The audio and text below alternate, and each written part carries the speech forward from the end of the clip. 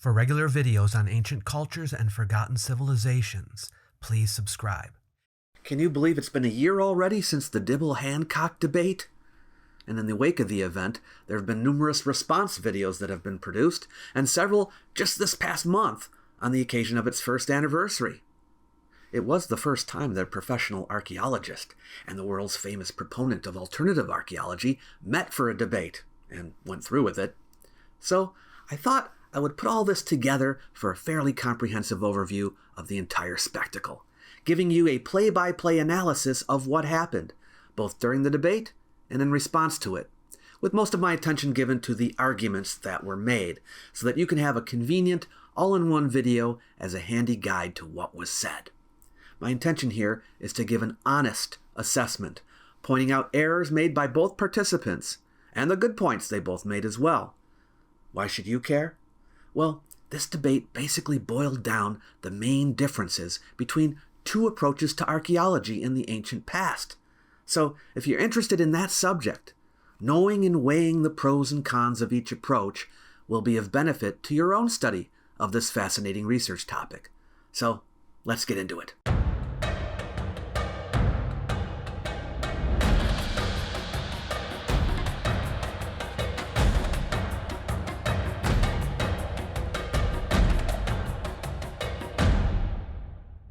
For those of you who are unfamiliar with the participants in this now famous bout, let me give you a brief introduction. In one corner, we have Graham Hancock. Hancock is a British journalist and author known for his unconventional proposals about ancient civilizations. He posits that an advanced civilization existed during the last ice age, which was destroyed by a catastrophic event related to a comet impact around 11,600 years ago, and forgotten about. He suggests that survivors of this mother culture spread knowledge and traditions across the globe and helped to form subsequent civilizations. He is the author of several best-selling books, including Fingerprints of the Gods and Magicians of the Gods, and has extensively traveled, visiting archaeological sites and remote locations to gather evidence for his theories to put into these books. Hancock arguably is the most prominent figure in the field of alternative history and ancient mysteries. His theories have been adapted into several films and documentaries, including the Netflix series Ancient Apocalypse, and he has been a frequent guest on the Joe Rogan Experience. His work has been widely criticized by scientists and academics who label it as pseudo-archaeology. But he has gained a large and devoted following and has significantly influenced popular culture. In the other corner, we have Flint Dibble. Yes, that's his real name. Dibble is an archaeologist with a PhD in classical archaeology from the University of Cincinnati and is currently a research fellow at Cardiff University. He is the son of archaeologist Harold Dibble. Flint Dibble has participated in archaeological projects spanning the Paleolithic through medieval period in Albania, Egypt, France, Greece, Italy, Romania, and Ukraine. Dibble's area of research is animals and foodways in the ancient Greek world, and he leads the Zoocrete project, which focuses on the zooarchaeology of Crete. Prior to his appearance in this debate, Dibble was pretty much an unknown, and his area of specialization is not Ice Age archaeology, though his broad knowledge of archaeological principles assisted him in the discussions. But Hancock hand-selected him for the debate, and I expect this is probably because Dibble wrote an article about Hancock and others in The Guardian, which Hancock took offense to. The matter was brought up in the debate. Opinions about who won the debate have changed over time. Initially, there seems to have been a consensus that Flint Dibble won by a significant margin. When the Flint Dibble-Graham debate happened, I watched that. Before reading any comments, I listened to it and I was like, wow. I was like, Flint is compelling. Like Flint, I was like, wow, he body bagged Graham. Like that was my gut reaction to it. I'm like, he was fucking taking things that Graham was saying. He was finishing Graham's sentences. He was filling in the gaps, giving context to shit Graham was saying. And then I felt like Graham was like on his heels the whole time. I thought Flint came prepared. He was articulate. The sources and evidence he presented was pretty fucking impeccable. And, in contrast, it kind of felt like Graham brought a knife to a gunfight. But of the comments engaging with the substance of the debate itself, my read was that it was mostly very encouraging. People enjoyed the debate. They learned a lot. They had respect for Flint for coming on and discussing the topic amicably. One or two even explicitly said that Flint had changed their minds. The Joe Rogan subreddit is overwhelmingly in Flint's camp. There are memes making fun of Graham and general skepticism about his claims. People are particularly critical of what they see as the chip on Graham's shoulder about how he's been treated by mainstream archaeologists. In the Graham Hancock and alternative archaeology subreddits, it was a bit more of a mixed bag of opinions, but that in itself should say something, since this corner of the internet is Atlantis' home turf. There was a lot of defense of Graham, to be sure, but there were also plenty of people who claimed to be fans of his, expressing disappointment with his performance during the debate, and even some distancing themselves from him or saying that Flint was causing them to seriously question the merits of Graham's theories. Even Graham Hancock afterwards admitted to this. Let me start by saying, right up front and with no rancor, that I know I performed poorly earlier this year in my debate with archaeologist Flint Dibble on the Joe Rogan Experience. That's JRE 2136 of April 16th, 2024. Flint is a better debater than me. He was better prepared than me. His ability to deliver what he had prepared far outmatched my own, and he was faster on his feet than I was. So kudos to Flint for his performance, on which I congratulate him. But a subsequent social media campaign by Hancock's supporters has led to shocking reassessments that portray the debate as a landslide victory for Graham Hancock. The debate appeared on JRE number 2136. I will leave a link to the full podcast below. For this discussion, I'm showing you just the meat and potatoes, as they say. And because they jump around a bit in the debate, I will go topic by topic to make it easier to follow.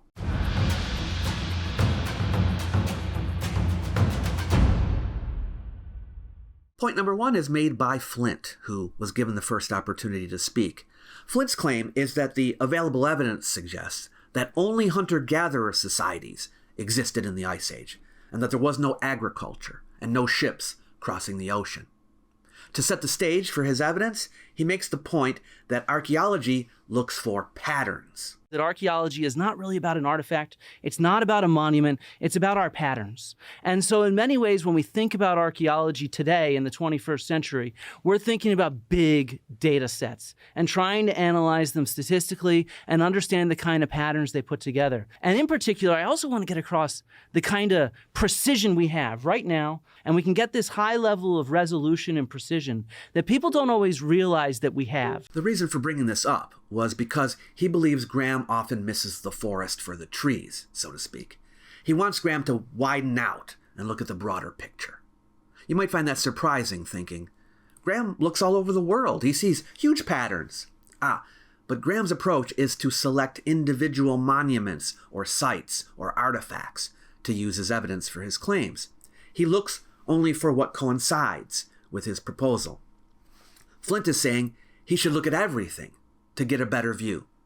I think this was a necessary point to make at the beginning to show the difference between two approaches and explain why one is more reliable than the other. Graham is in many ways the first person to admit that the evidence he has is fingerprints. It's kind of what he thinks is this technological transmission to hunter-gatherers, but he does not have any direct dated evidence of this civilization.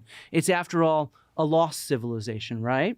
And so what I've been thinking through is, how can my own experience and expertise kind of test this hypothesis in a fair way? This is interesting, and I think an effective way to come at it. Flint has taken the approach, hey, let's test Graham's hypothesis scientifically, right now. Did it come? Oh yeah. I've been looking for a new mattress. I wake up in the morning, sometimes my neck hurts, sometimes my back hurts. I just need something firmer. So I ordered the NOLA Evolution luxury firm mattress to try out. I've heard good things about NOLA. All of their mattresses are created without the use of harmful chemicals, and none contain fiberglass. Holy cow! And they offer a 120-day sleep trial, so I can have more than 3 months to try this out. And they delivered it right to my door. Shipping in the US is free. Oh, I'm in heaven. You wouldn't believe it. It's so soft. I can't believe how they got it into that little box. Can you guess what these are? These are pillows. How could these possibly be pillows? Holy cow, they're expanding. They really know how to pack. I don't want to get up. I think I'm going to stay here all day. Go on, get out of here. I'm kidding. The video's still coming. Okay, it's been a few days, so I thought I'd give you an update. I am loving the new mattress. The pressure point relief that it has is saving me from the aches and pains I was having. An unexpected advantage is it regulates the heat better. I sleep cooler. I like the mattress so much I made arrangements for NOLA to sponsor this video. If you're looking to upgrade your sleep, head to nolamattress.com and use the code WORLDOFANTIQUITY, all one word, to get an extra $50 off your NOLA mattress. And you'll get 2 free pillows. NOLA mattresses include a limited lifetime warranty, and they offer financing options and flexible payment plans. I'm here to present what I see are 2 clear disproofs of a lost advanced Ice Age civilization. And I mean, archaeologists were fairly sure this does not exist. Notice here he uses the word disproofs. In preparation for the debate, Flint reached out to a number of scholars for tips and strategies and information that he could bring to the table. And one of those people was me. We had a good discussion, but one of the things I remember is that Flint said he was planning to disprove Graham's claims. And I remember telling Flint that I don't think it's a wise idea to try to prove a negative. I mean, how can you say for sure that something didn't happen? Why not just take the position that Graham's thesis is unsupported by the evidence, or that the evidence makes the existence of a lost advanced civilization 12,000 years ago improbable? I thought that would not only be easier, but that it was a more reasonable position to take. Trying to disprove Hancock, in my mind, would weaken Flint's position in the debate, especially because he wouldn't be giving himself any wiggle room. It would be impossible to budge an inch on any point. But I was unable to dissuade him. He planned to prove Graham wrong. So, for example, in this first section, he doesn't merely argue that there is no evidence for a lost advanced civilization, or even that a lost civilization is highly unlikely. He tries to use existing evidence to demonstrate that there was no advanced civilization. In other words, Flint is not an agnostic on this point. Mind you, he never says in the debate that he will demonstrate with 100% certainty that there was no lost civilization. He says simply that archaeologists are fairly sure it does not exist. In other words, the preponderance of evidence indicates that there was none. Let's see how well he does. We've been looking for this kind of civilization for several hundred years. This idea of a pre-flood civilization has been around for several hundred years. And so what I want to do is focus on where my own experience and expertise. We have just so much Ice Age evidence, and Graham usually ignores it. Is that he ignores it, or that he doesn't focus on it as much as he's focused on this ancient advanced civilization?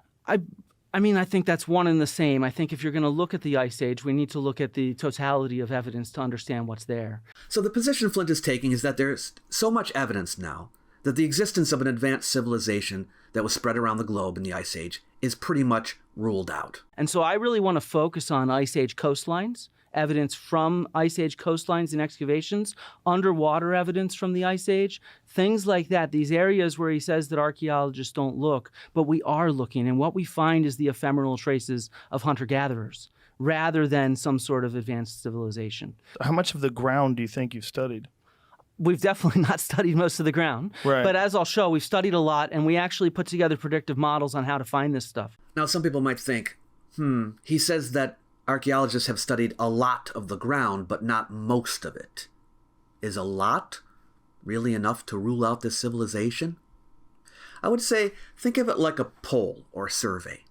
When a survey is taken, do the surveyors need to poll everybody? No, all they need is a statistically significant random sample.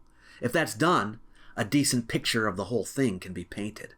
And that's how he's approaching this. And we have at this point millions upon millions of archaeological records available from things like Open Context, the Archaeology Data Service, the Digital Archaeological Record, even the Radiocarbon Paleolithic Europe database. So when you're talking about the Ice Age, we have radiocarbon dates directly dated from 13,000 sites in Europe and Siberia. We have quite a bit of evidence of this ephemeral evidence for hunter-gatherers, if you see what I mean. And so the evidence is just enormous, this database for hunter-gatherers. And so I think it's important that we deal with the existing evidence and see where it leads us. Just for clarity here, hunter-gatherer evidence would be evidence directly in contrast to what Graham Hancock wants to find, as his lost civilization is not one of hunter-gatherers. But I think that what this big data set that we now have shows is there is no linear trajectory to human culture. It's actually very heterogeneous what happens. It's different in different areas of the world, and therefore we need to understand the local context to understand them. Flint here is comparing the thesis that complex society began in one place and spread out to the pattern that is seen in the data set of evidence, which shows that complex societies developed in different parts of the world at different times. The pattern is in direct contradiction to the concept of hyperdiffusion, which is what Graham advocates. I think Graham's TV show is fun and interesting TV, but I think it misrepresents what we think of as the birth of civilization. We don't really write or teach about that anymore. It's very different in different places. Even the very term civilization is something that everybody has a different definition for. So we almost never use it. I never use the term civilization while teaching or writing, for example. It's a term that you can use to mean anything. And so it's like this grand narrative approach to human prehistory is something that's from the 20th century and not really a component of 21st century archaeology, is what I would say. Flint here is heading off objections at the outset because, as you may know, there are people who say, archaeologists are wrong that civilization is only 6,000 years old. Look at Göbekli Tepe, or something like that. But this is because everyone is using a different meaning of the word civilization. It's easier to understand each other if we use terms with meanings we agree on. Urban society has a clear meaning. Cities versus settlements or villages, these have clear meanings. Civilization, not so much. But it is a word that Graham uses often, so Flint needs to address what Graham means by the word. I just want to end with a couple questions for Graham, if he's willing.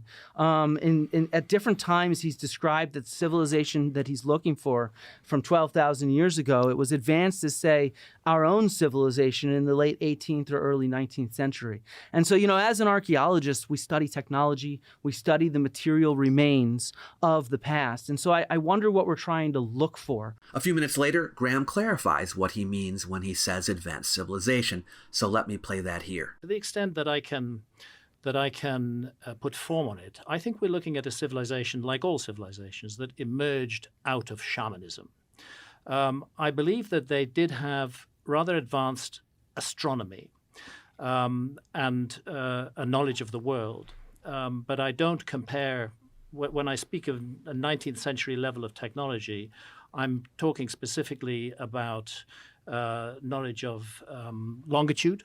The longitude problem was not solved by our civilization until the middle of the 18th century. And I'm talking about knowledge of very hard to observe astronomical phenomena such as the precession of the equinoxes. That knowledge is normally attributed to the ancient Greeks, but I think there's compelling evidence that it's much earlier than that. If you've read Graham's books over the years, you'll see here how he has walked back his claim quite a bit here. When he tells people that it was similar in technology to what we had in the 19th century, without further refinement, what does he expect his readers to believe? But now, when he speaks of technology, it's not even technology. Knowledge of longitude? Knowledge of astronomical phenomena? He keeps saying knowledge. Knowledge is not tech. It would have been great if Flint would have said this. I suppose you could argue that tech would be needed for this knowledge, but if they did need tech for this knowledge, why not just describe the tech? When Hipparchus discovered the precession of the equinoxes, he used an astrolabe, and this is kind of technology, right? But I don't think you need an astrolabe to do it. You could do it with observation and measurement. Even more strangely, how is it possible for someone to discover longitude? Longitude is a human construct. It's a system of imaginary lines, meridians, drawn on the Earth's surface to measure angular distance east or west from a reference point. The Earth itself has no inherent longitudinal lines. They're a human invention to aid navigation, mapping, in timekeeping. I mean, maybe he means his lost civilization came up with a system sorta kinda like longitude. But unlike natural features like mountains or rivers, longitude exists only as a conceptual framework based on knowledge of the Earth's rotational effects and agreed upon conventions. Of course, in order to map the Earth, you would probably need to navigate it, and that requires travel technology, specifically seagoing vessels, and this is what Flint is going to address in detail in his upcoming argument. But before he goes into that, he makes a brief side point about metallurgy. But I do want to just quickly say Graham has acknowledged that there's a good chance there's no metallurgy, for example, with this civilization. He said maybe a decision was made not to use metals. And I'd say we could definitively prove there was no large-scale metallurgy in the Ice Age. This was a point Flint wanted to throw in, I guess, for those people who do believe the lost advanced civilization had metals. But Graham is not one of them, so I'm not sure how appropriate it was to bring it up.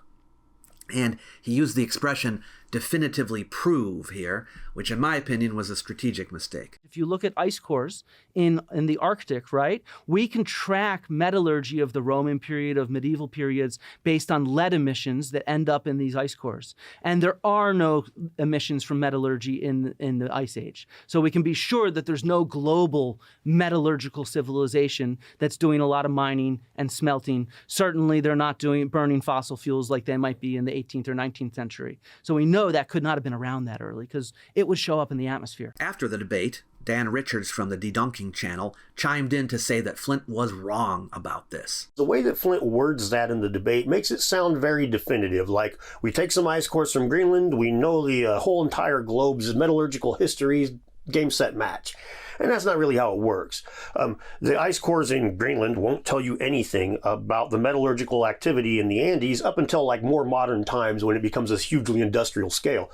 But you go back 1,000 years, there is nothing in Greenland from the Andes. So all these things have to be done on a very regional level, which makes it very obvious if they have not tested the ice cores near where Hancock's lost civilization was said to have been, they wouldn't be finding the things that they're looking for. They simply don't test far enough back in time with enough detail to tell us about metallurgy in the time Hancock's lost civilization is said to have existed. For example, the paper on the Andes I mentioned earlier goes back 6,500 years, about halfway. A paper titled Environmental Impact of Roman Mining and Its Correlation with the Archaeological Evidence, a European Perspective, that sets out to do just what the title says it is. Well, it goes back about 4,000 years. So it's no fault of the scientists involved when they don't test ice cores going back 30,000 years when they're looking for signs of humans working metal. That would make the research many times more expensive, and since they assume there's nothing to find there in the way of metallurgy back then, it sounds like a waste of funding to them. I mean, yeah, we got ice cores going back hundreds of thousands of years, but they test for general lead in the environment. They're not using those specific fingerprints and backgrounds and stuff like we've been talking about. Now you might wonder, if Graham doesn't believe there was metallurgy in this lost civilization, why are people putting so much effort into discrediting the point? And the answer is, they aren't, really. They're attempting to discredit Flint Dibble. It could be the most sidey side point in the whole debate. It doesn't matter. What matters to Dan Richards is showing people that Flint can't be trusted. Therefore, you shouldn't listen to anything he says. Graham, Flint, and myself, we all believe that there was no metallurgy that occurred during the Ice Age. So what's the whole deal here? Well, the deal is that Flint presented his case dishonestly. And if this was a one-off, that wouldn't be that big of a deal. But as regular viewers know, this is far from a one-off. Anyway, Dan's 3 points are: 1, that you should really only test in the specific location where this civilization existed, and it was not global, and it wouldn't have used metallurgy on an industrial scale. Remember, Flint said this evidence is counter to the idea of a global metallurgical civilization. Once you start saying it's not global, you're no longer arguing against Flint. But the civilization was global, as Hancock has said himself recently, in contradiction to what he suggests during the debate. And if it was an advanced civilization that had metallurgy, it would have been using it on an industrial scale. 2, Dan says tests haven't been taken far enough back in time. We'll see if that's true in a moment. And 3, that the oldest ice cores weren't even tested for metals. We'll fact check that too. To make certain my assumption about this was correct, that the scientists involved don't test for lead very often in older ice cores, I asked Dr. Peter Neff, aka Icy Pete, and he helped me out, as you can see. Just to be clear, Dr. Neff did say that signs of metallurgy are not commonly looked for in Ice Age cores, but They have tested for lead, as we shall see. And Dr. Neff subsequently stated that if there were signs of an advanced civilization, they would have already found signs of it. When I first reached out to him on Twitter regarding this matter, Flint Dibble jumped in on that thread and said, "Hey man, this guy's just a pseudoscientist trying to prove ancient high technology exists. You should be careful with what you say to him." My take on this is that this is simply a matter of Flint warning Peter Neff that Dan will try to put words in his mouth, which Dan, as you can see, does. So Flint tells him to be careful. But Dan interprets this "be careful" in the same way as if it was said by someone in the mafia. You know, you better be careful. It would be a shame if something happened to that nice career of yours. That being said, Flint's comment can easily be misconstrued. It implies that Neff should answer differently for Dan than he would for a student, when in fact there should be no difference. Graham Hancock was really happy that Dan stuck up for him like this, and he uses Dan's content in his own response video. To vouch for the supposed truth of these claims, Flint relies on the slide he displayed as he made them. The graph featured in Flint's slide is taken from this 2018 paper in the Proceedings of the National Academy of Sciences, PNAS. Unfortunately for the audience, however, this 2018 PNAS paper doesn't deal with the Ice Age at all. Flint does not rely on the slide he displayed to vouch for the truth of his claim that there was no large-scale metallurgy in the Ice Age. The slide very clearly is there to illustrate, and I quote, "Ice cores track emissions from mining, smelting, and the burning of fossil fuels." And next to that statement is an example from the period of antiquity, which is not the Ice Age. Flint referred to Roman and medieval examples, and this is one of those examples. Graham's argument is that when Flint made his claim about no large-scale metallurgy in the Ice Age, the slide he had up on his screen was not aligned with what he was talking about. Therefore, this was bad. Unfortunately for the audience, however, this 2018 PNAS paper doesn't deal with the Ice Age at all, but only with metal levels in the Greenland ice cores for the period from 1100 BC to 800 AD. The graph and text Flint shows on screen for a few seconds leave no opportunity for readers to grasp that there's no mention of Ice Age levels in the paper. This is only unfortunate for people who can't read. That's clearly not the purpose of the slide, as the slide itself says.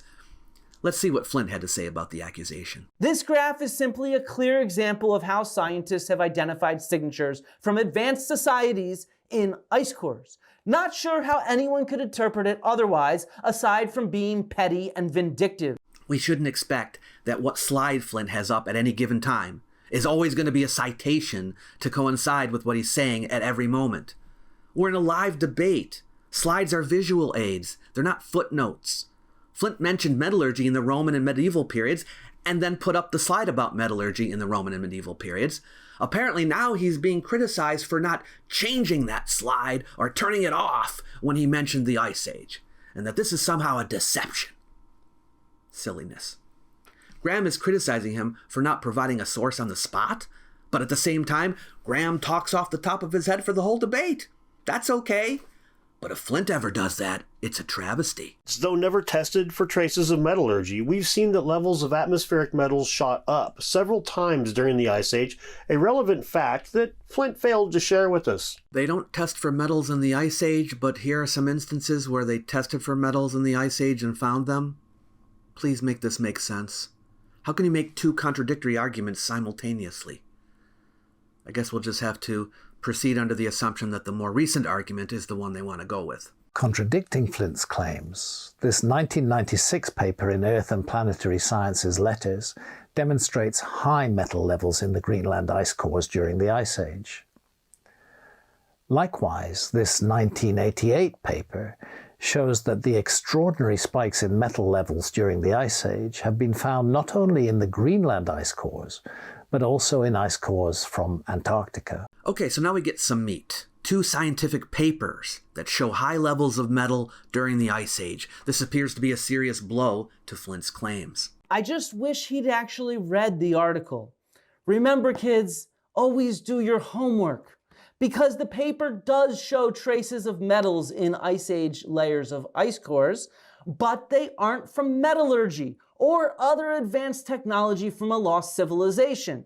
They are correlated with natural shifts in climate. When the Earth is drier, there's more deserts, which means more dust is kicked into the atmosphere that is then deposited as natural trace metal elements in ice cores.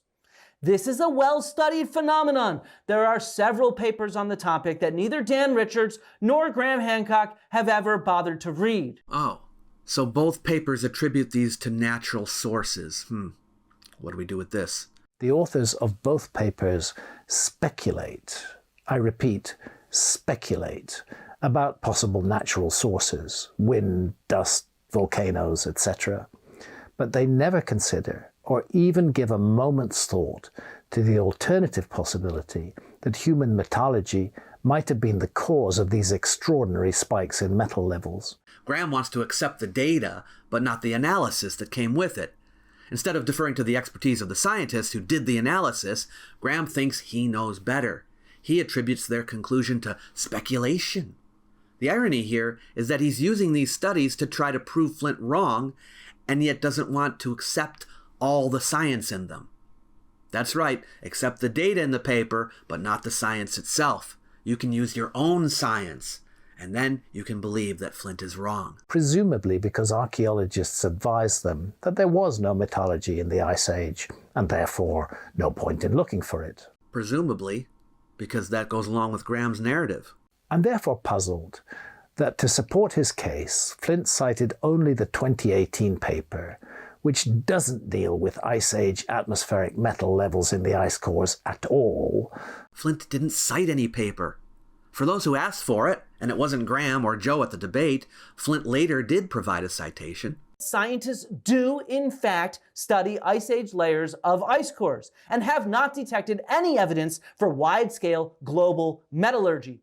All the Ice Age layers with metals correlate clearly with changes in climate and environment that indicate the metals came from natural dust and not from a lost civilization with advanced technology.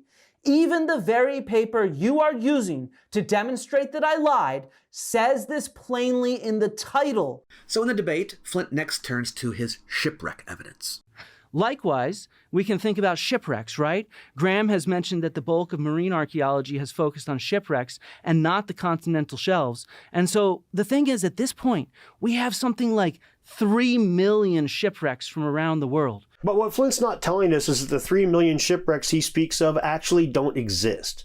They're simply a UNESCO estimate, when in fact less than 180,000 shipwrecks thus far have been located, of which the vast majority are from modern time. So Dan calls out an error made by Flint here about the number of shipwrecks, arguing that the 3 million is an estimate only, and that we should be talking only about discovered shipwrecks, which he says is 180,000. Notice the focus on the number of actual discoveries instead of on the patterns. Flint then responded to this criticism. I misstated the number of shipwrecks explored by archaeologists. I said 3 million when I should have said 300,000. A simple oversight, one that I admitted 4 months ago. Instead of 3 million, there's 300,000 shipwrecks that have been explored. And it doesn't change the substance of my point about shipwrecks and the extent of the exploration that underwater archaeologists have done. So Flint made a mistake. Not the first time he said it, but later on when he said there were 3 million mapped shipwrecks. And he owned up to it. However, his adjusted figure of 300,000 explored shipwrecks also is inaccurate. Even Dan's 180,000 figure is inaccurate. There are databases with as many as 180,000, 250,000, and 300,000 wrecks in them, but many entries are historical without physical verification. No sonar, no dive, no wreckage recovered. The number of shipwrecks that have actually been found is a small fraction of that. I can only give you a ballpark. We have some 2,000 physically located wreck sites in the Mediterranean. About 6,000 to 8,000 have been found in U.S. waters with sonar. Australia has physically located about 1,600 to 2,000. A reasonable estimate for the whole world would be about 30,000 to 40,000 located wrecks. And a small fraction of that would have been actually archaeologically excavated. This is a matter of Flint not having done his due diligence on this point, but We're talking about the overall validity of Flint's argument here. So the appropriate question to ask is, if we change 3 million mapped wrecks to 30,000 mapped wrecks, how weakened is Flint's argument? It seems to me like 30K is still a huge number, and it still produces a pattern from which we can draw a general conclusion. But let's hear the rest of his argument, and then we can judge. So one of my questions for Graham is, if this is a global civilization with ships, why is it that we don't have shipwrecks from this global civilization? I see this as a big, big problem. If we're looking for a civilization that's traversing the oceans, we should find these shipwrecks. And similarly, these shipwrecks are located near the coast. They're located on the submerged continental shelves. We are actually exploring these submerged continental shelves in detail. We're able to find scattered ephemeral shipwrecks, but not monuments of some sort of civilization. So this is what I mean by Flint giving a statistical argument. We have some 30,000 shipwrecks, and none of them fits the description of Graham's lost civilization. Even if we went only with the shipwrecks that we can confirm the date of, an observation of the vessel type is probably enough, then this number could be lower, maybe even as low as 5,000 to 10,000. This still is a very strong argument against the probability of the existence of such a civilization. But is it disproof? No, I don't think so. Again, if Flint's position was that there is no evidence of this civilization, he's got it. If his position was that the existence of this civilization is highly improbable, he's got that buttoned up. But did he disprove it? I guess it depends on how strictly you take the word disprove. An advanced ocean-going civilization should leave a huge footprint, and there isn't any. But Joe spots a possible weakness by raising the possibility that shipwrecks from the Ice Age might have deteriorated to the point where there's nothing much to find anymore. And the shipwrecks, what's the oldest one that we've found so far? Well, there was one that was just published from about, I think it was about 7,000 years ago off the coast of Italy that I saw. Something around there would say what I'd say is around the oldest that we have, yeah. And a fellow who goes by the name Illegitimate Scholar, Sam Urban, who came out as a vociferous opponent of Flint after the debate, and who criticized Flint on various points in the debate, took issue with this one. 6,000 or 7,000 years ago, there is no shipwreck off the coast of Italy that we found. There are a few canoes, and you might say, oh, this doesn't matter. They're canoes. They're still boats. So it shows the preservation. But they're from a freshwater lake. They're not from off the coast, which is very different because these are different environments for preservation. I hate to break the news to Illegitimate Scholar, but that isn't the find that Flint was talking about. He was talking about the discovery of a ship's obsidian cargo off the coast of Italy near Capri. Flint remembered the date incorrectly. It's only about 5,000 years old. But maybe if Illegitimate Scholar had asked Flint first, he wouldn't have made such a blunder. But it does raise an issue here, and this is a point that Graham could have jumped on and delivered a pretty good blow to his opponent. He could have said something like, if no shipwrecks are being found from the Ice Age, sure, it's possible that this is because there aren't any. But isn't it also possible that this is because sunken ships from the Ice Age just don't last? But Joe did think of this. These are mostly wooden boats? Yeah, these are mostly wooden boats, yeah. At what point in time would they deteriorate completely? Well, so actually underwater environments are really good for the preservation of organic remains, which is why we actually get wood in waterlogged environments rather than on land, for example. Mm-hmm. You either need to be in a really dry environment for wood to preserve or a really wet environment, or with those seeds I was showing, it needs to be charred. So in general, wood will decay. So, in a lot of underwater environments, it'll just preserve as long as it's in homeostasis.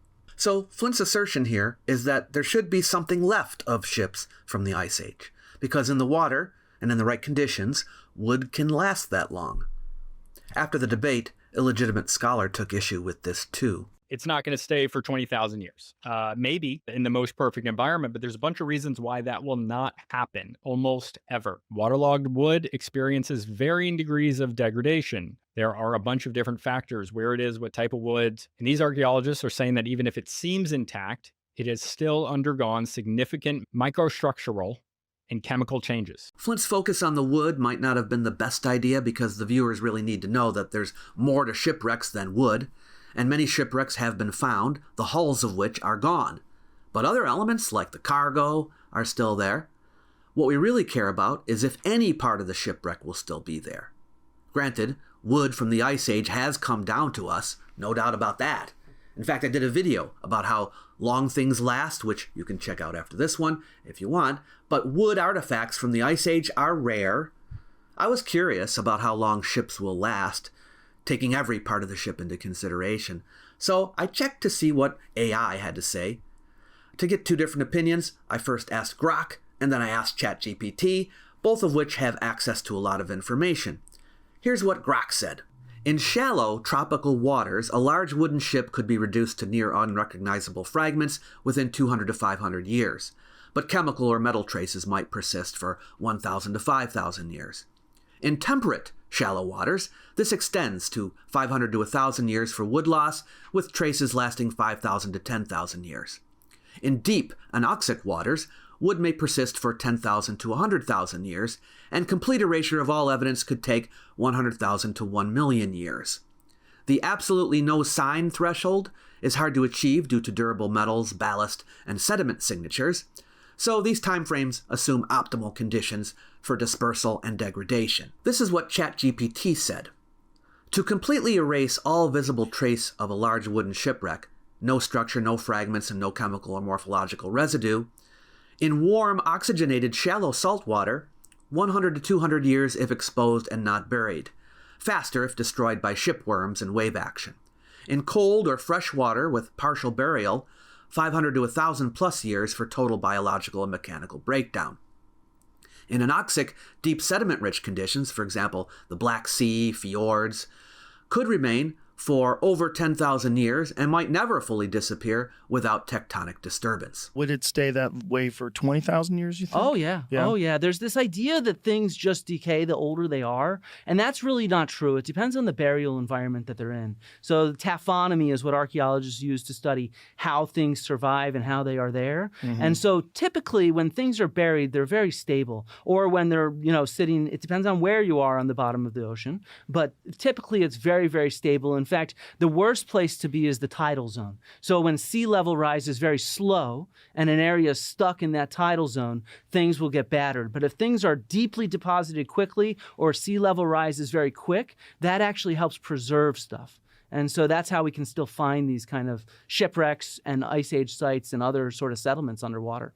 Now, what about the shifting of sediment at the bottom of the ocean when you're dealing with things like 10, 20,000 years ago, 30,000 years ago? Yeah, it's going to depend on the specific environment is the answer. Mm-hmm. Okay. So certain environments, it's not going to preserve. Others, it will. Okay, so my assessment here of Flint's first main argument is that, although he misspoke later in the debate about there being 3 million discovered shipwrecks, he got across well the points that, one, archaeologists are indeed searching the coastlines diligently, despite Graham's repeated assertions that they're not trying hard enough, and two, that the sheer number of shipwrecks that have been found after the Ice Age, and the absence of any from the Ice Age, is a strong indication that there were no seagoing vessels back then. Graham did not present any counter-arguments to this until after the debate, and his counter-argument then did not attack the substance of Flint's argument, but only one of its details. However, I'm not going to give Flint a 10 out of 10 on this one because I think he overstated his case by calling this a disproof. Absence of proof is not proof of absence. We definitely should expect that as we go further back in time, fewer ships will be preserved.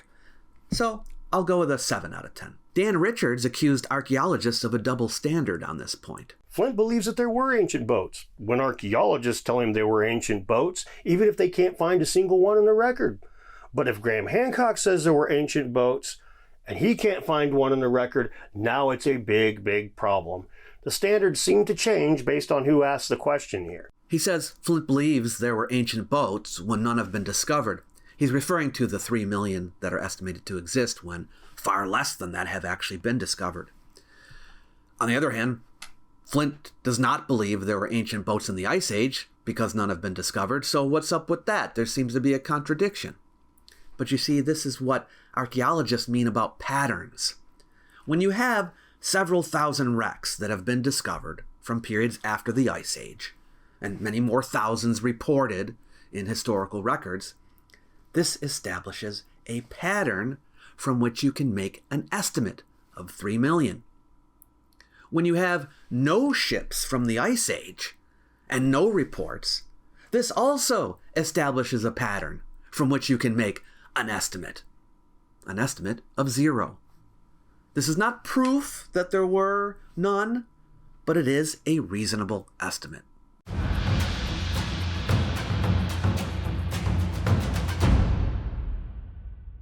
So now Graham comes in with his first argument. And not knowing Graham, you might find this unexpected. He does not open with a list of all his pieces of evidence.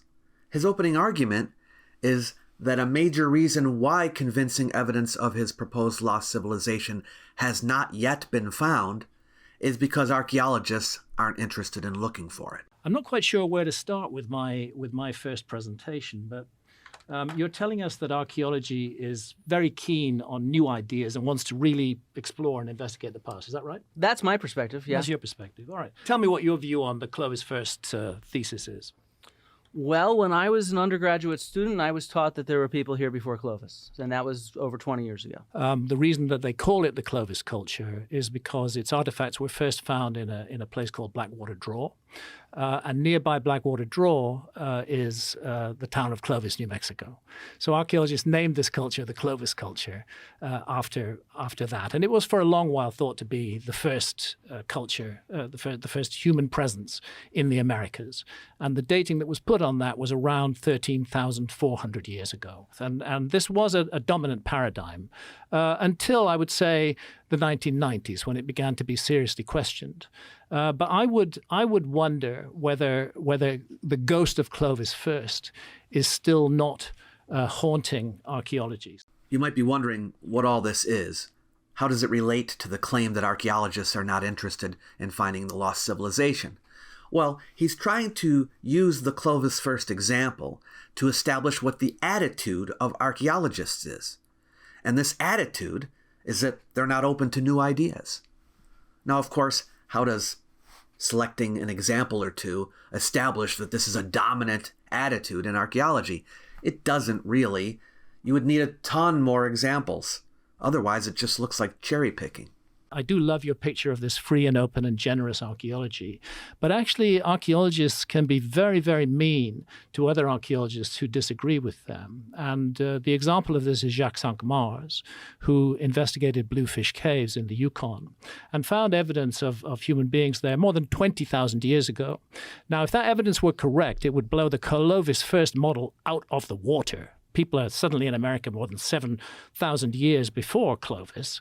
The reaction to that was not welcoming. The reaction to that was fury at Jacques Cinq-Mars. And here's the Smithsonian. Rather than launching a major new search for more early evidence, the find stirred fierce opposition and a bitter debate, one of the most acrimonious and unfruitful in all of science, noted the journal Nature. And it was a brutal experience for Jacques Cinq-Mars. He likened it to the Spanish Inquisition. Audiences paid little heed to his evidence at academic conferences. They gave short shrift to the evidence. Then his competence was questioned. When Jacques proposed that Bluefish Caves was 24,000 years old, it was not accepted, says William Josie. The fact is that Jacques Cinq-Mars was ruined by the archaeological reaction to his discovery. His career was wrecked. His research funding was withdrawn. He was ignored by colleagues in the halls of academia. He was insulted and humiliated. It destroyed his life, but he was right. The assertion that Jacques Cinq-Mars' career was wrecked and that his life was destroyed is a lie. This whole story of Clovis first is Graham's premier example of how archaeology is not open to new ideas, but I discuss it fully in my video, How Joe Rogan Was Fooled by Graham Hancock, which you can check out at your convenience. Long story short, Cinq-Mars wasn't believed for a long time, and some archaeologists treated him with contempt, no doubt about that. But he had a rewarding career, and his views were vindicated during his own lifetime, and he achieved recognition for it. In response to a video done about this debate by Professor Dave Explains, Dan Richards made this claim. He absolutely had his career ruined. Jacques Cinq-Mars lost his funding and was moved to museum curator instead of field archaeologist. What Dan Richards is saying here is false. Cinq-Mars was already a museum curator, and the museum had been the only source of funding for his dig. After 10 years of excavation at Bluefish Caves, the museum finally stopped funding it. But he continued working at the museum, and he simultaneously worked as a field archaeologist at Bear Cave Mountain after that. Did archaeologists in the mainstream marginalize dissenting voices on this key issue? And if so, what was the impact on North American archaeology? Did the intense criticism of pre-Clovis sites produce a chilling effect, stifling new ideas? And I'd like to just mention Tom Dillehay. Tom Dillehay excavated the site of Monte Verde in Chile. And he found evidence that human beings had been there 14,000, maybe as much as 18,000 years ago in the deep south of South America. And again, the archaeology that Flint would like us to believe exists would have welcomed that find. But no, that find was not welcomed. That find was massively attacked, particularly by American archaeologists. Well, we now know that Tom Dillehay has been vindicated, and that he was absolutely correct all along, that human beings were in Monte Verde thousands of years before Clovis. I put together an interdisciplinary research team of people, got National Geographic funding and National Science Foundation funding. That went pretty well the way we expected it to. And I found that the scientists were open-minded. This includes archaeologists. We had Australian, Chilean, and Argentinian archaeologists working with us. Cumulatively speaking, those people, besides myself, probably had close to 100 years of experience amongst them. What surprised me on the other side of the coin was the stiff closed-mindedness of many North American archaeologists. But some of the North American colleagues were very difficult to deal with, and I think at times presenting a very unhealthy atmosphere, cutting us off before we could present the data at meetings, not talking with us about it, refusing to even look at the data, this sort of thing. I'm not sure if this clip from Tom Dillehay is strengthening Graham's position. Dillehay says explicitly in the clip that archaeologists were generally open-minded about his ideas, but it was only a handful of North American archaeologists who were not. How is this establishing a dominant pattern? Remember, Graham is not in a debate about whether there are problems in archaeology that need to be addressed. It's a debate about how likely it is that a lost advanced civilization existed in the Ice Age. Graham is using the Clovis first example to show that maybe a lost advanced civilization would have been found, but archaeologists are not open to finding it, and that's why it hasn't. So he brings up one entrenched theory that a small minority of archaeologists were bought into and didn't want to see changed, and it was changed anyway. I don't think archaeologists are sitting together in a cabal conspiring against me. I think that archaeology is locked into a mindset about the past where my ideas simply seem preposterous. And I think it's very annoying to archaeology that those ideas have some resonance with the public. If Graham wants to show that archaeology is locked into a mindset, it seems to me that cherry-picking examples of close-mindedness by a handful of archaeologists is not going to establish this. In another context, we could talk about whether archaeologists need to conduct themselves better, and such conversations are had constantly. But what is the relevance of that to this debate? Now let's see how Flint responds to this. How did you feel when he was describing what was ultimately true, but was being dismissed and he was being shut off and people weren't willing to look at the data? How do you feel as an archaeologist? Oh, I think that's complete. I don't mean that what Graham's saying is bullshit. I think it's complete bullshit for any colleagues of mine that try to shoot down actual evidence. That is ridiculous. I'm not trying to say that all of archaeology is like any community of people. There includes some assholes.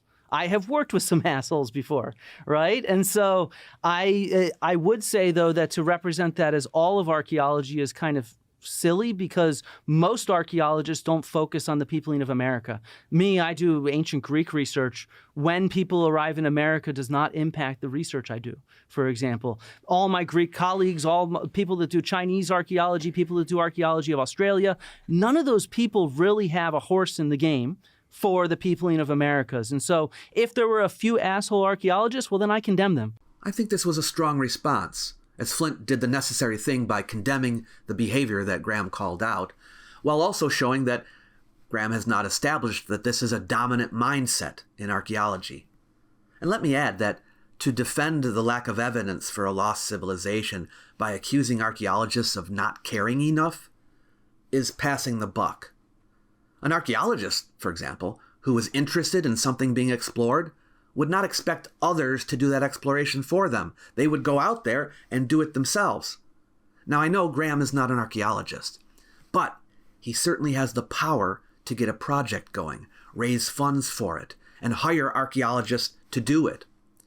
But he would rather complain that no one is doing enough. Sorry, but I have to give this argument a 1 out of 10.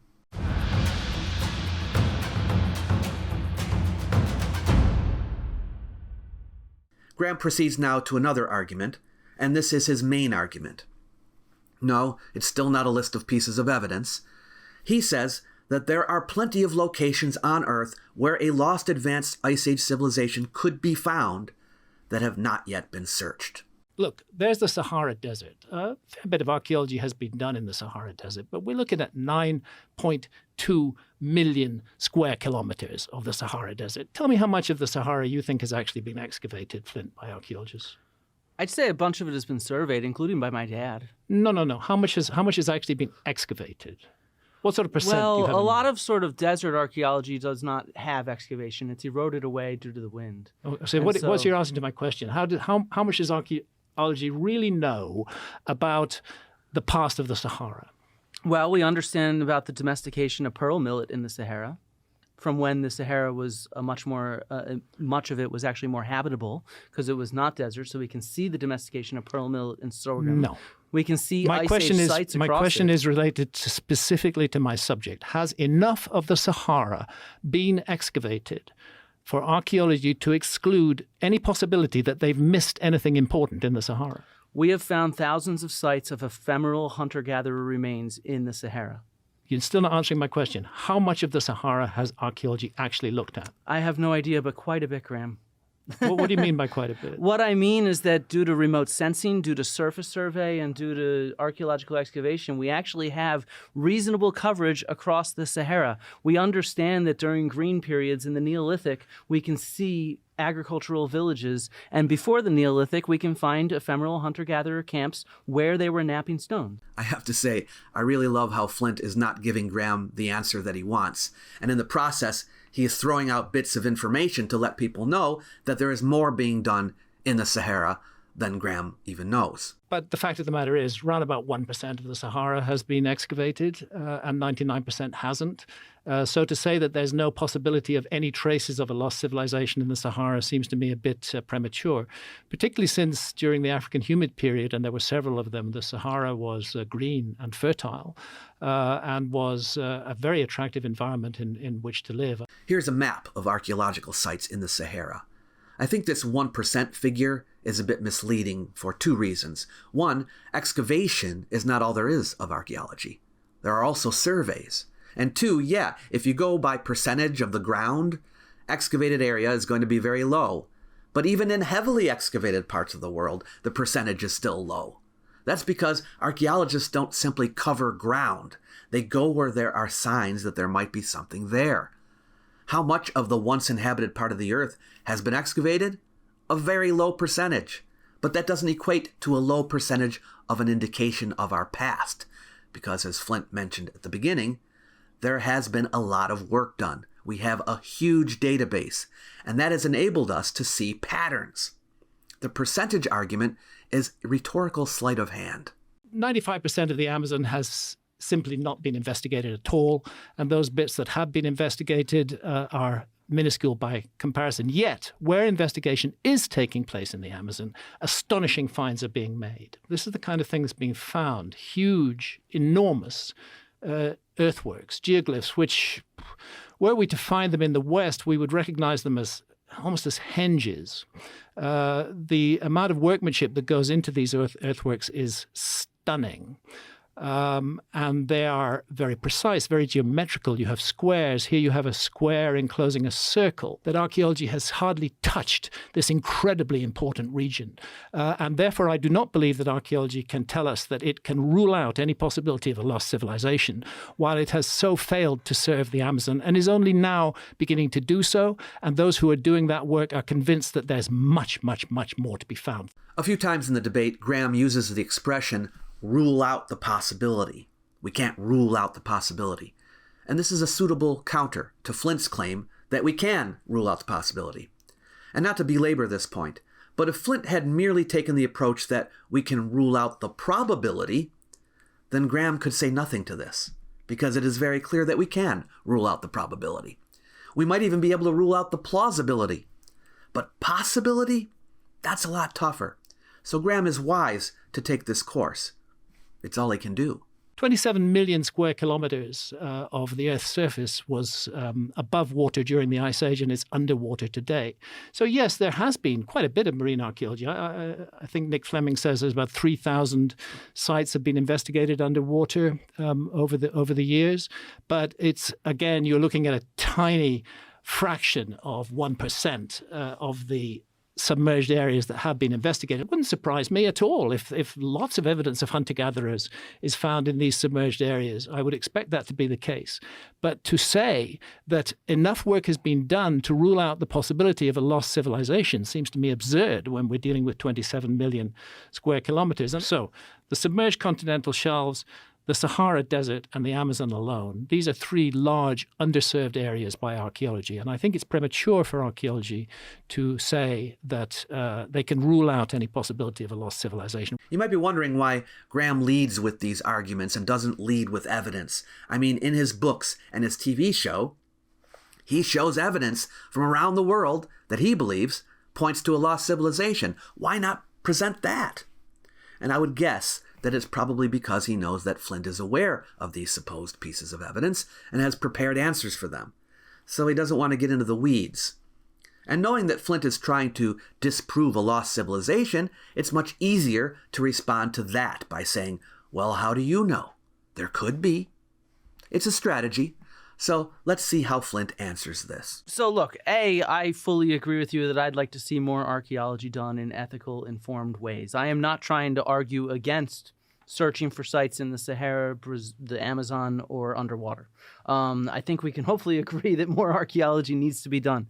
I would say in developed countries our coverage is even better, though, mainly due to the fact that laws require archaeological excavation and survey prior to construction. In no way am I trying to say that archaeology has perfect coverage, but we do have quite a bit of coverage that people are unfamiliar with, and we do have quite a bit of coverage of this late Ice Age period where we have many, many thousands of sites from ephemeral hunter-gatherers, underwater, above water, right, and elsewhere. This is about as good of an answer as you can give. Archaeologists have good coverage, enough coverage, that we can have a good idea of what was going on around the world.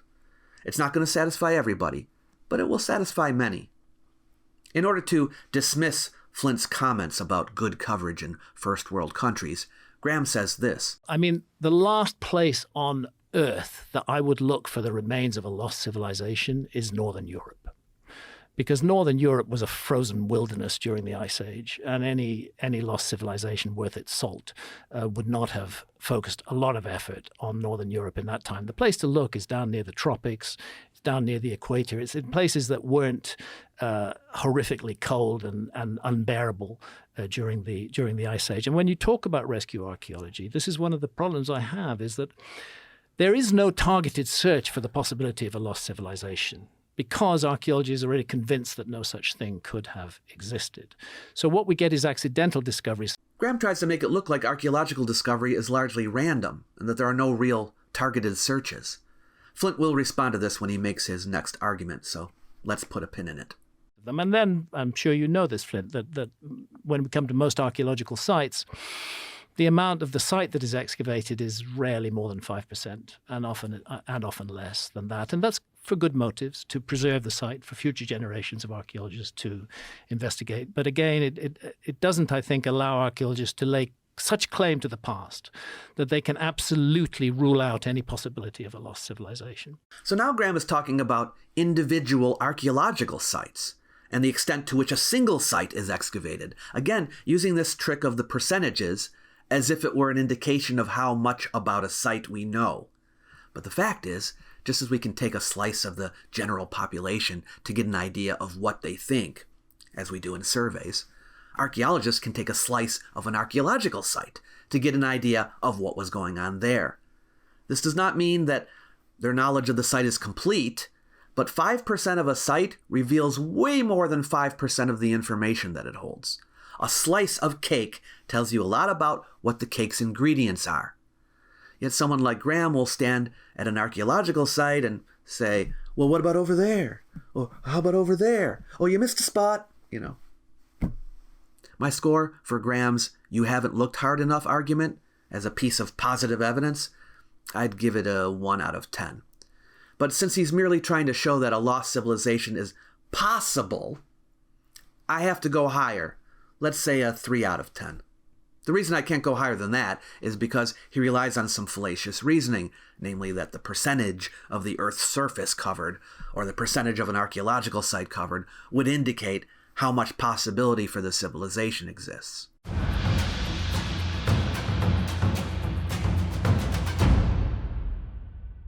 So now we get to Flint's main argument, which is that plenty of material data has been accumulated about the Ice Age, and none of it supports Graham's thesis. Let's look at some of the Ice Age stuff that we can look exactly where Graham says we're not looking. And I want to show you what we do have. No, I say you're not looking enough. Okay, but I want to show you what we find when we do look. Because I completely agree, Graham. I actually hope that people who are interested in more archaeology happening donate to things like the Archaeological Institute of America, the European Association of Archaeologists, and the Society for American Archaeologists. That can help fund more surveys and excavations. If somebody wanted to do that, where would they go? Flint's request that people donate to these organizations was a great way to show not only that people can actually push archaeological work forward and thus make the discovery of lost cultures more likely, but also, intentionally or not, I don't know, to remind the audience that Graham could actually be helping to forward the work with his own money, but he chooses not to. I just want to dedicate this quick thing to my dad. He was an Ice Age archaeologist. So I want to talk about one of his surveys that he actually did in the upper deserts of Egypt, above Abydos. Abydos is famous because that's where the pre-dynastic dynasty came from in Egypt. But up in the upper areas, him with Deb Olszewski and Shannon McFerrin, they went and they surveyed 2,100 different places where, based on sort of the geology of the areas, they thought there was a decent chance that people might have been there in the past because of it being not a desert environment, but more of a savanna and more green. And because of erosion, there might be stuff visible, right? So they targeted these areas and they found, nearly 200 different sites, all dating to the Ice Age, dense scatters, some of them dense, not all of them were dense, like this one on the right, of lithics, of stone tools that showed people working in place, and they mapped them out in the desert. They have 36,000 different artifacts that they found in this survey. Flint is using the example of his dad's work in Egypt to show the plethora of material evidence that has been found in one survey project. This is not even an excavation.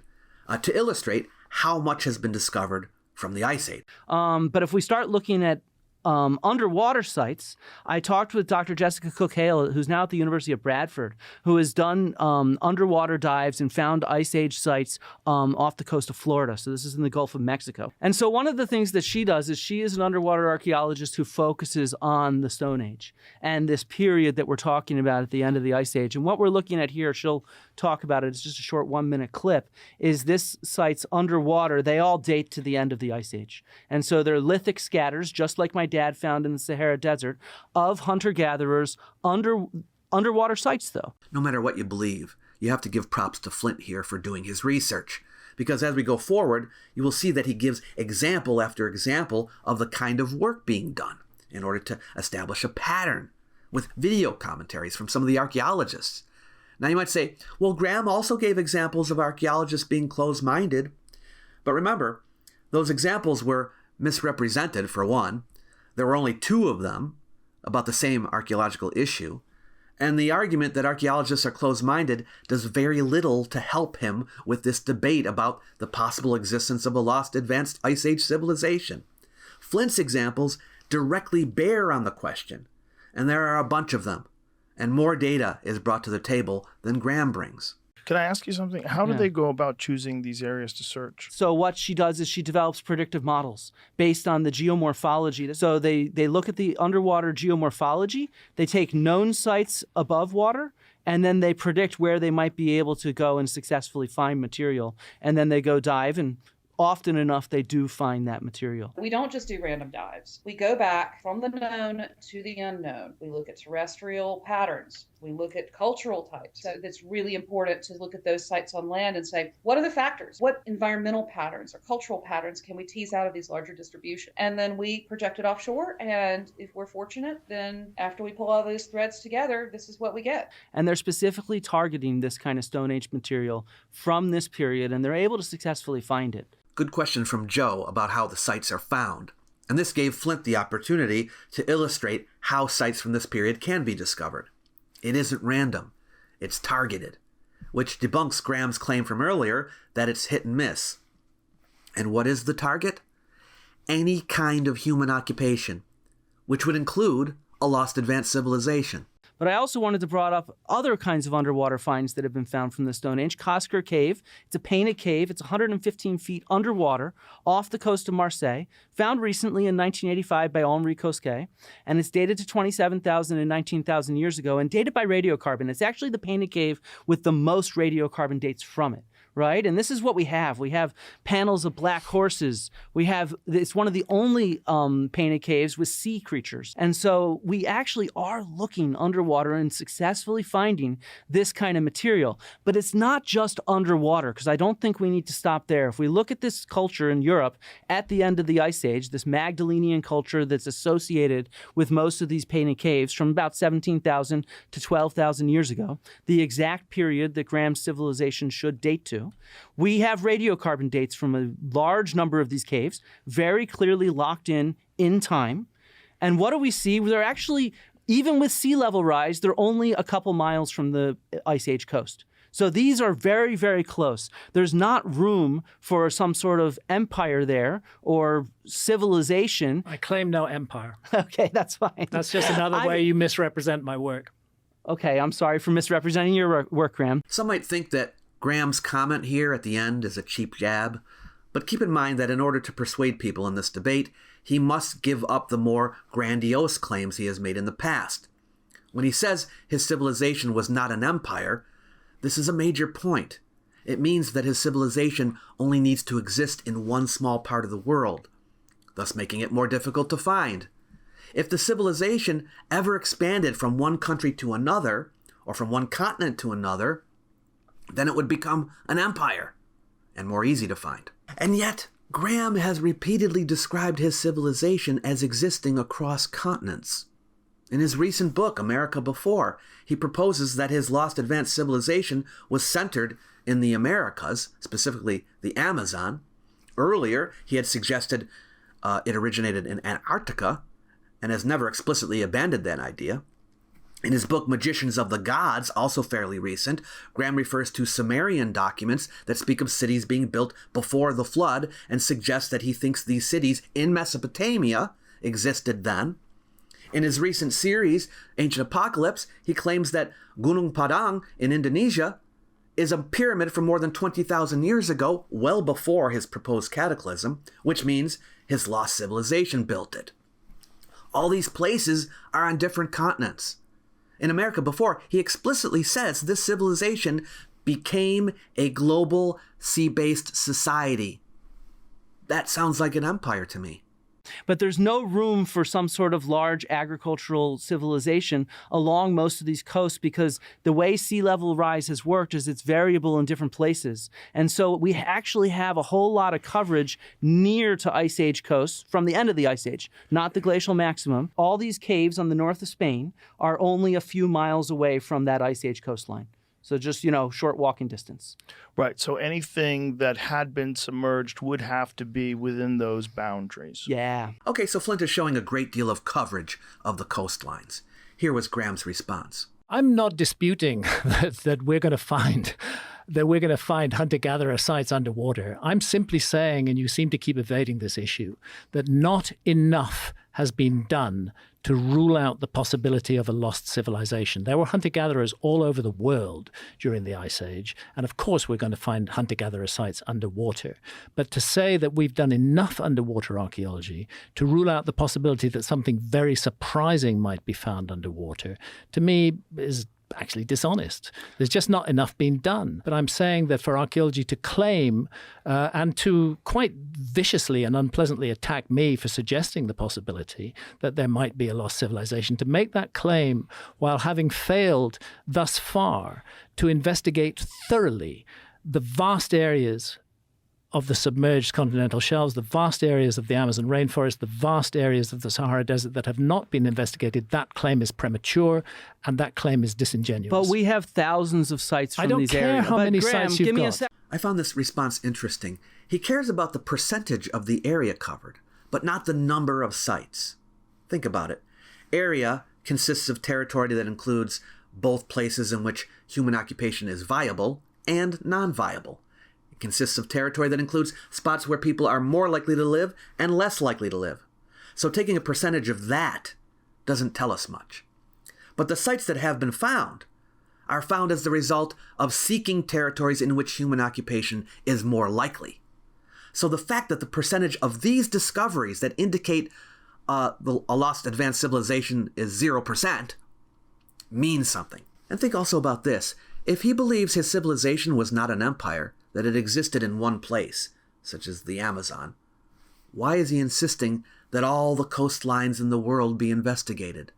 Does that not suggest a global culture, i.e. an empire? Graham, working with archaeology is working from the known and what we actually have towards the unknown. And when you say that we're not investigating these areas, I'm showing you that we have. We have evidence from all... I admit you have. How much of the submerged continental shelves Graham, have actually been I'm going to keep studied? showing you areas that we have evidence for. Why do we have so much evidence for ephemeral hunter-gatherers, but not evidence from an advanced civilization that is global? That should leave behind monuments that are far easier to find. Instead, what we get are plentiful sites outside and in caves that show coastal interactions. We have evidence of these hunter-gatherers interacting with the coastline. So we can see all over the world this kind of coastal interaction. And it's not just areas like that. So for example, sea level rise is not even everywhere. Just on the southern coast of Crete, I've been here. Dr. Tom Strasser has showed me around this site. This is an area where the African tectonic plate is moving under the European tectonic plate, and so the land is rising faster than the sea level has risen. And so Tom specifically targeted it for a survey. He found dozens of sites, and then he excavated several of them. He found a Stone Age hunter-gatherer camp. He excavated it. He found obsidian. He found other kinds of lithic tools. He found animal bones.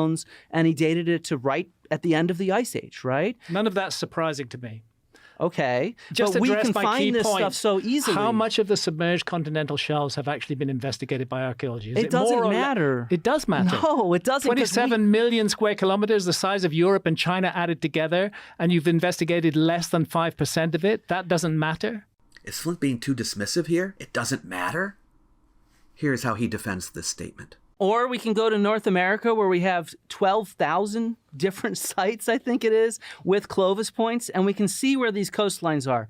On the eastern seaboard, yes, there's a large amount of submerged continental shelf, including the area in Florida where we saw Jessica Coquelle dived and found sites. If you look at the western seaboard, on the other hand, there is not nearly as much of a submerged continental shelf. And what's really interesting about the western seaboard is not only have we been exploring it for 40 plus years, and we have multiple sites dating to this period at the end of the Ice Age, sometimes with wood and cording, other times with stone tools, all of them hunter-gatherers. It's not that we're necessarily looking for one thing or another. We're targeting areas that are exposed, that we can understand coastal interactions at this early time. And whatever we find, whether it's footprints or something else, we work to publish it. And then we put together clear dates of the stratigraphy in order to get it at high resolution when these people were walking on this coastline, on this beach, if you see what I mean. But I do want to just sort of end this little thing by saying that we have coastal Ice Age archaeology from around the world, from Africa, from Asia, from Australia, from the Americas. Everywhere you look, there are Ice Age coastal sites, and we are finding plentiful Stone Age stuff, hunter-gatherer sites, and it just sort of, it strikes me as unbelievable that we have so many thousands of sites that show coastal interactions at the end of the Ice Age from these hunter-gatherers, but we have no evidence of a lost advanced civilization. That strikes me as, maybe this doesn't disprove it, but it makes it very, very hard to swallow, if you see what I mean, because nobody really understands how much archaeology we have. We have a lot these days. It is a study of big data. It's not a study of just going to one site after another. It's about aggregating this to understand how people were living at the past, and sometimes zooming in to get pictures of individual people and how they survived. So here Flint tempers his earlier claim that this information is a disproof of a lost advanced civilization, and instead says the collected data makes it very hard to swallow. He should have started with this, but I think it is a wise position to take. And what is Graham's reply to all this?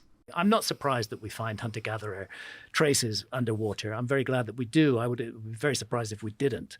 But what I'm saying is that not enough of that 27 million square kilometers has been investigated. Only a tiny fraction has been investigated. And that fraction is not enough to draw the conclusion that we can absolutely say there was no lost civilization. Same goes for the Amazon rainforest. Same goes for the Sahara Desert. But can we say there's no evidence for an advanced civilization in what they have studied?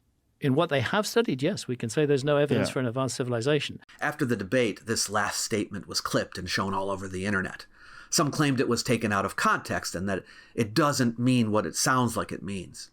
Here's how it was spun by Dan Richards. Graham is speaking of the Amazon rainforest, the submerged continental shelves, and the Sahara. The way that this clip keeps getting bandied about is extremely disingenuous because Graham and Joe make it very clear exactly what they're talking about. Yes, indeed. Joe very clearly states what the context is here. In what they have studied. This is said in direct contrast to the places that Graham just mentioned, places that he believes have not been sufficiently studied. Graham says the coastlines, the Sahara, and the Amazon have not been sufficiently studied, and then Joe asks about the places that have been studied. Now, let me explain why I think the two sides are talking past each other on this one.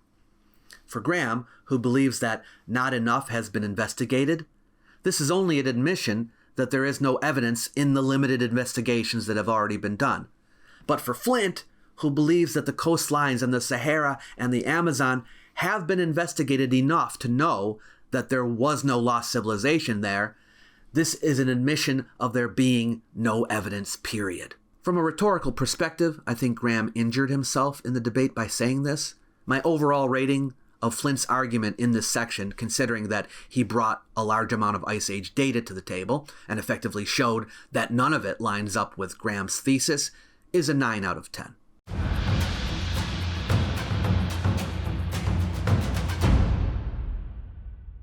Now, it took a while, but finally Graham does start to provide some actual evidence that he believes points to a lost advanced civilization, and he focuses on underwater sites that he and his wife visited as scuba divers. Wait, didn't he just say that there is no evidence?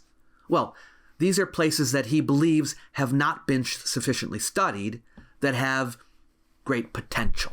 This is Nan Madol Ponape on the island of Ponape.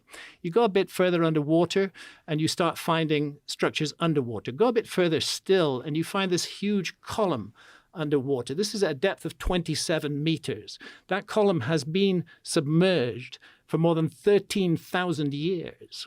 And it compares very interestingly with this column, if you see on the left, the submerged column at Nan Madol, on the right, this column from Tinian, the island of Tinian, also in that region of the Pacific. I wonder if the megaliths of Tinian have been misdated. So what we're going to see in this section of the debate is Graham point to very old underwater formations and say, well, this looks artificial to me, like it was made by humans. He doesn't go any deeper than that. Pardon the pun.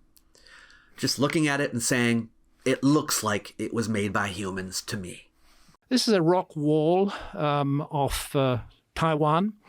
Again, Santha and I went diving there. We can see a sort of pediment in front of it. And if you get up close, you can see that it is actually made of individual blocks put together. Let's go to India, southeast coast of India. This was an expedition with the Scientific Exploration Society in Britain that I put together. As you can see, it's a very low-tech expedition. But when we got out there, come on, Flint, tell me these are man-made. Tell me these are natural blocks. That's a very blurry picture, Graham. Well, just tell me tell me that they're natural blocks. Tell me. I cannot tell for sure with these photos. Okay, there I'm putting my diving knife between two blocks.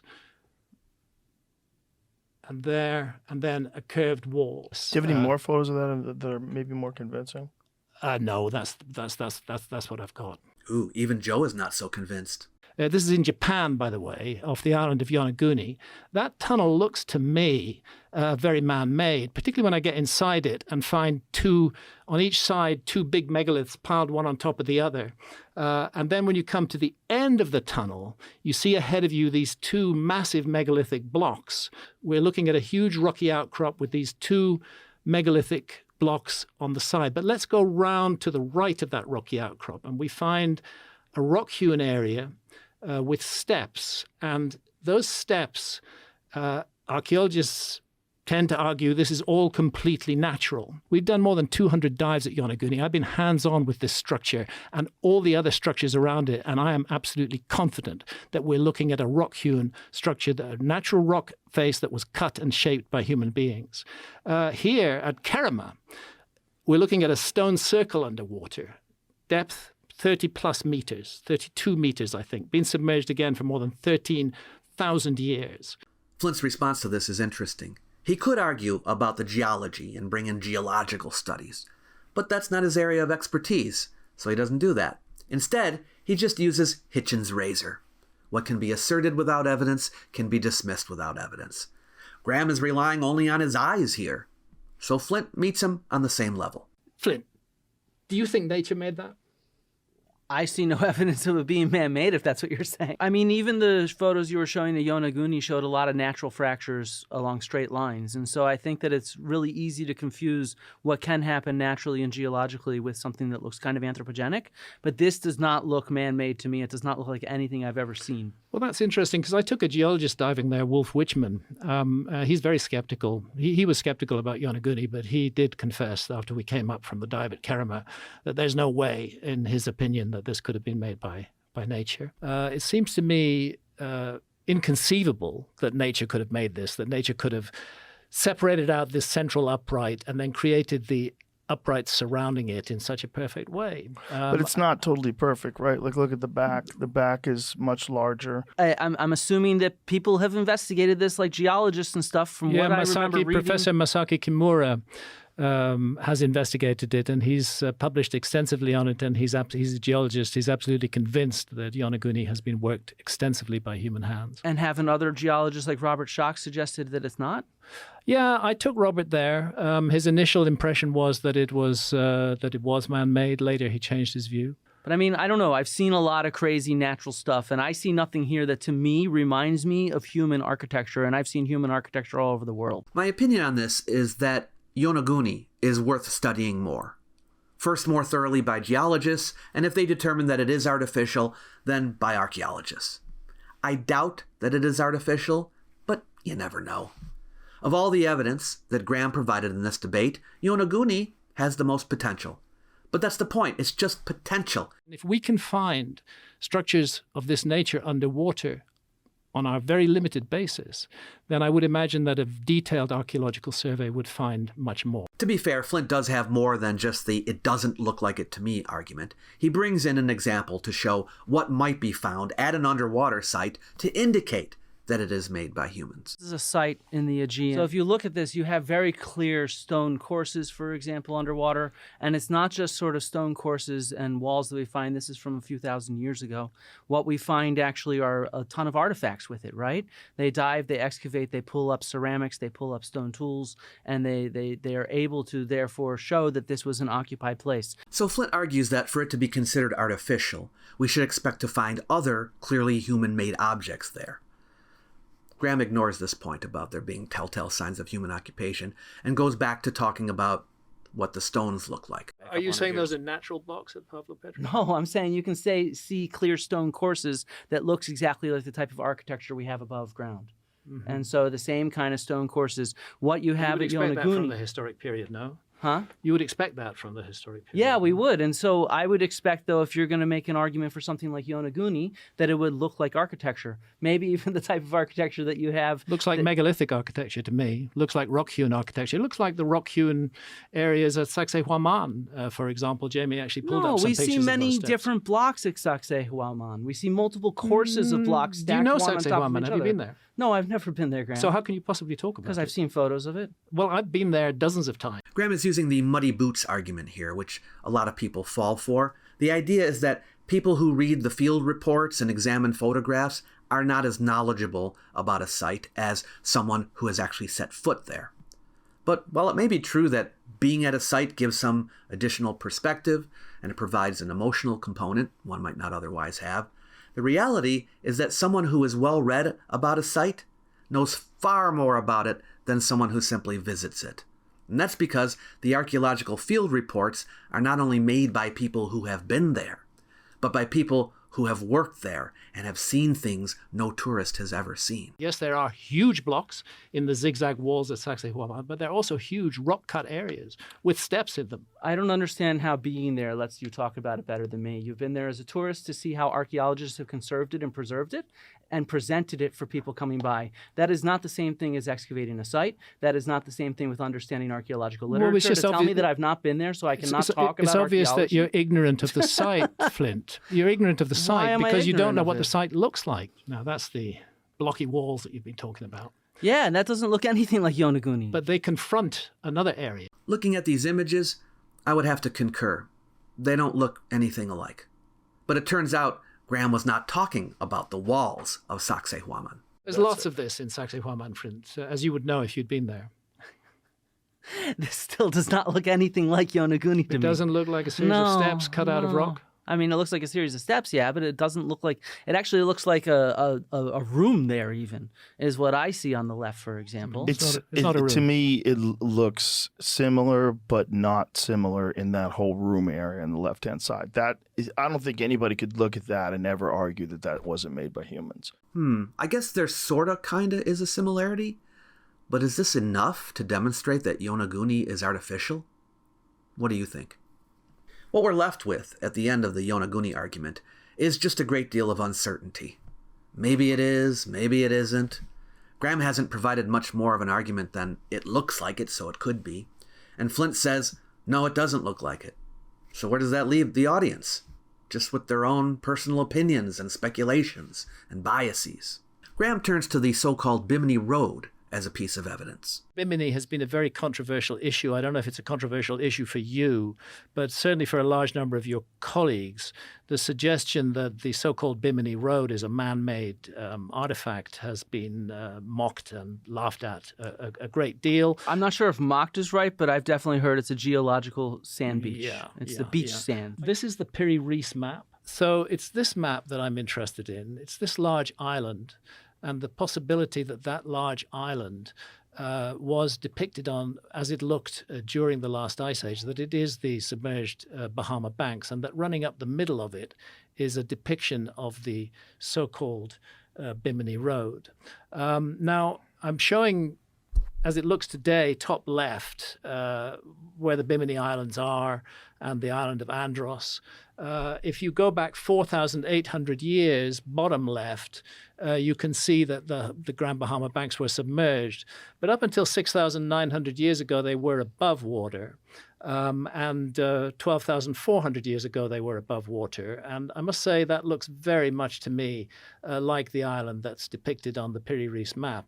This is Glenn Milne. He worked with me on the inundation maps for my 2002 book, Underworld. And those original maps, the ancient ones, how old are they? That's the 1513 Piri Reis map, which was based on more than 20 older source maps, as he tells us on his own handwriting. What Flint could have said is that the 20 older source maps mentioned on the Piri Reis map are explicitly said to be from the time of Alexander the Great, or to be more precise, based on maps that go back to the time of Alexander the Great, which would be 1,800 years before the time of Piri Reis.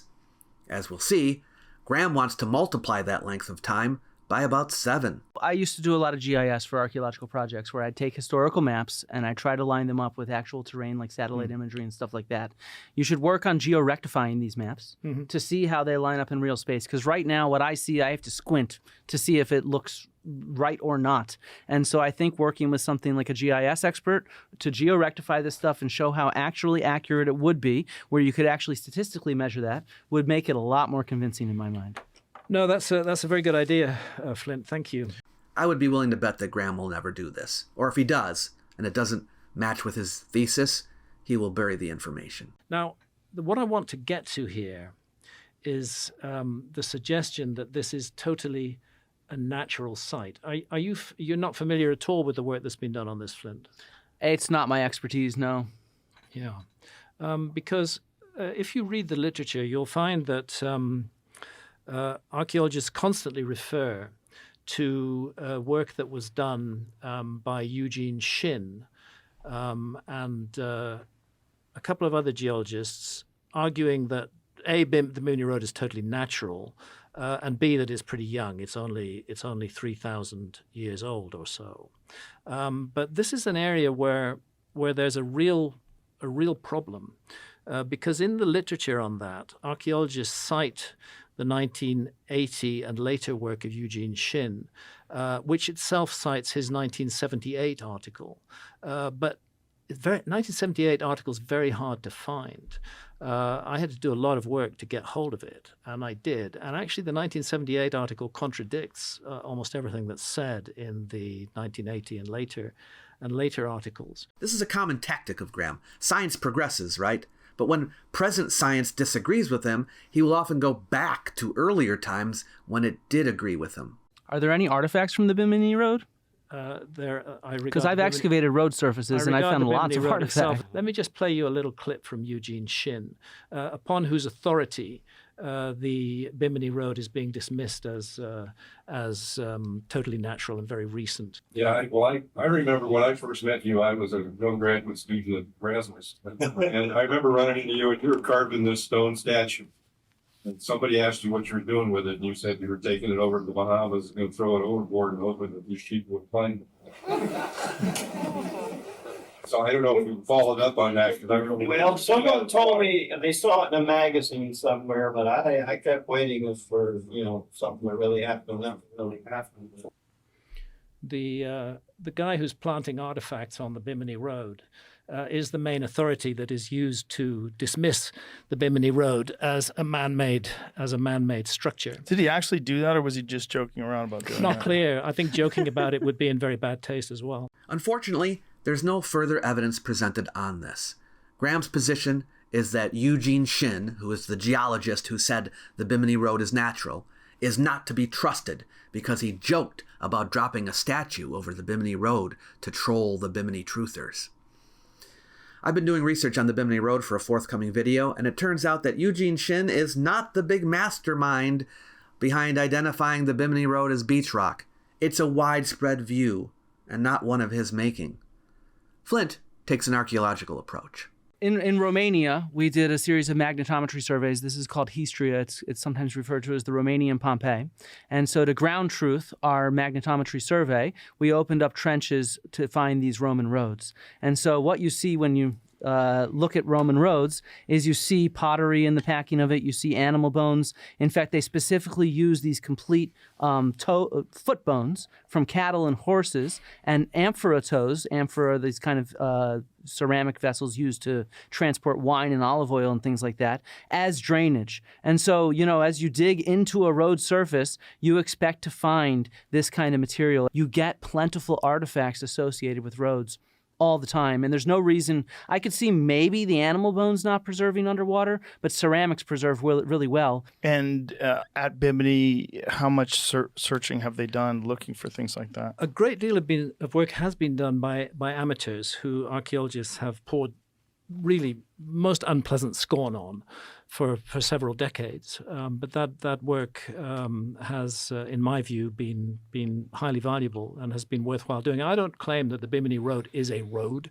That's just what it's referred to these days. I do claim that it's a very large megalithic structure, which was submerged by rising sea level. This is the problem with relying on a "it looks like it" kind of argument.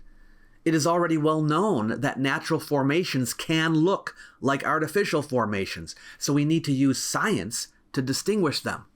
Why doesn't Graham do a fundraiser and hire some archaeologists and geologists to go there and study it?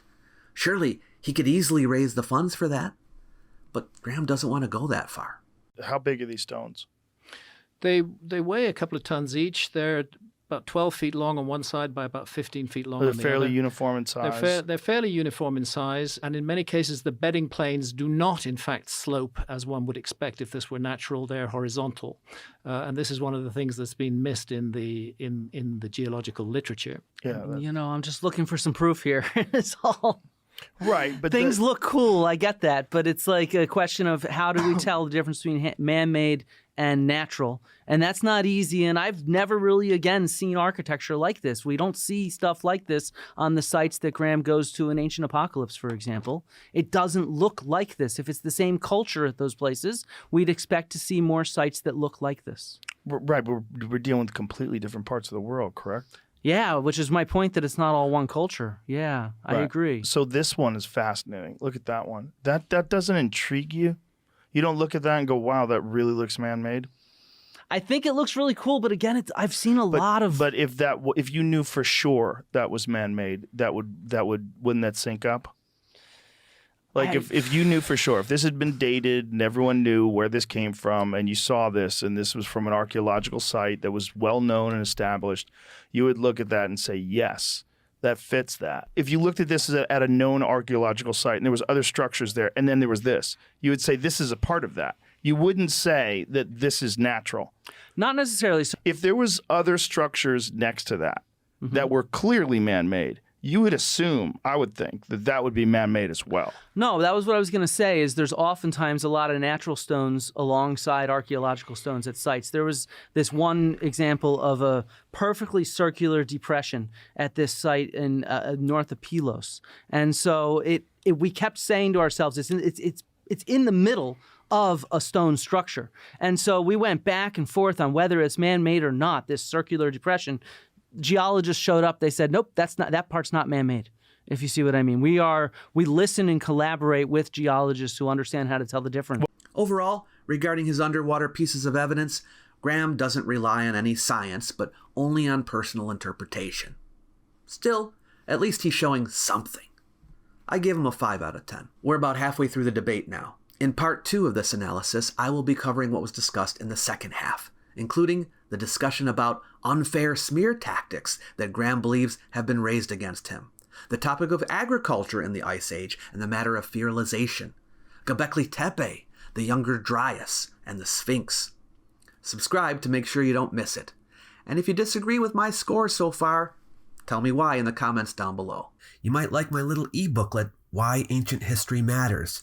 It's designed to persuade people that the subject is important, even in the modern world. You might also wish to use it to help spread the word, so feel free to share it with someone you know. It's free for anyone who wants it. I've left a link in the description box below the video for you to grab a copy. Catch you later.